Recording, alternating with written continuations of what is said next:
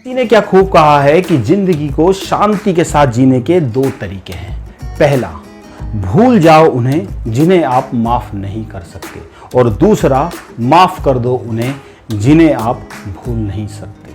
Hello दोस्तों, मैं हूं आपके साथ आपका दोस्त, आपका अपना एनके रतूड़ी। दोस्तों, बी पॉजिटिव सीरीज की ये 12वीं कहानी यानी कि आखिरी कहानी आप लोगों के सामने है।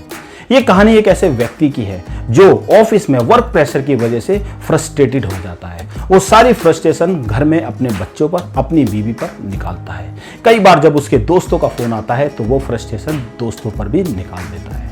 वो सोचने लगता है कि उसकी जिंदगी में उसके जीने का कोई भी मतलब नहीं है। एक बार वो बैठा होता है, उसका बेटा उसके पास आता है और बोलता है कि पापा मुझे होमवर्क करवा दो।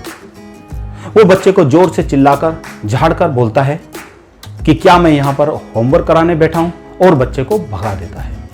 थोड़ी देर बाद जब उसका गुस्सा थोड़ा शांत होता है तो सोचता है क्यों ना बच्चे को होमवर्क करा दिया जाए। वो बच्चे के कमरे में जाता है और देखता है कि बच्चा होमवर्क करते करते ही सो गया है।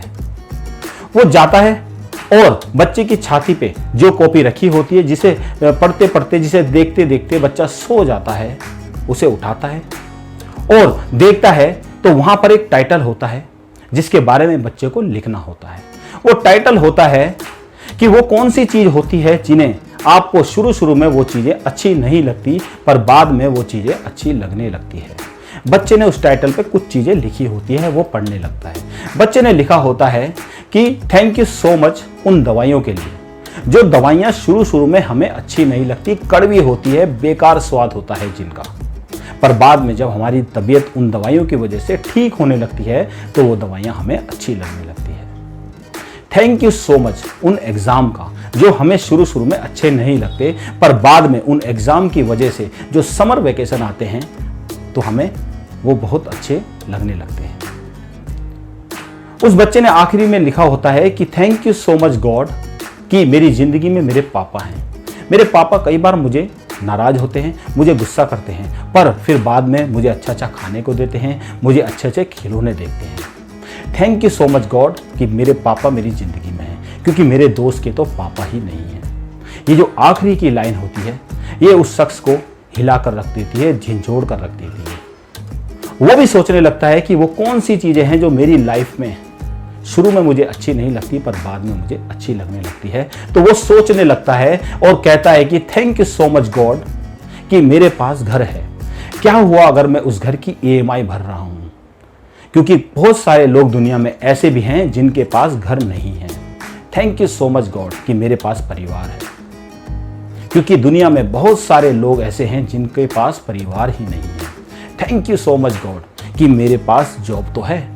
क्या हुआ अगर मेरे पास जॉब है और मेरे पास जॉब का प्रेशर है, ऑफिस में प्रेशर है, क्योंकि कई सारे लोग तो ऐसे हैं जिनके पास जॉब ही नहीं है। दोस्तों, ये छोटी सी कहानी हमें लाइफ में पॉजिटिव का बहुत बड़ा मंत्र देती है। हमें हमेशा उन चीजों पर फोकस करना चाहिए जो चीजें हमारी लाइफ में जरूरी है। उन चीज़ों पर फोकस नहीं करना चाहिए जो चीज़ें हमारी लाइफ में नहीं है, या फिर दूसरे शब्दों में कहें तो हमें उन चीज़ों पर फोकस करना चाहिए जो हमारे पास है। जो चीज़ें हमारे पास नहीं है, हमें उन चीज़ों पर फोकस करना नहीं चाहिए, क्योंकि अगर आप उन चीज़ों पर फोकस करोगे जो चीज़ें नहीं हैं तो आप डिसअपॉइंटेड होगे, फ्रस्ट्रेटेड होगे। पर अगर आप उन चीज़ों पर फोकस करोगे जो चीज़ें आपके पास है तो आप पॉजिटिव होगे और लाइफ में आगे बढ़ने के लिए बहुत कुछ करोगे। और दोस्तों, आपके हौसले, आपके जोश से बढ़कर दुनिया में कुछ चीज़ नहीं है। अगर आपके पास हौसला है और कुछ कर दिखाने की ताकत है तो आप दुनिया में हर वो चीज़ पा सकते हैं जिन्हें आप पाना चाहते हो। दोस्तों, पॉजिटिव सीरीज यहां पर खत्म होती है और मिलते हैं अपनी नई नेक्स्ट सीरीज के लिए। तब तक के लिए बाय।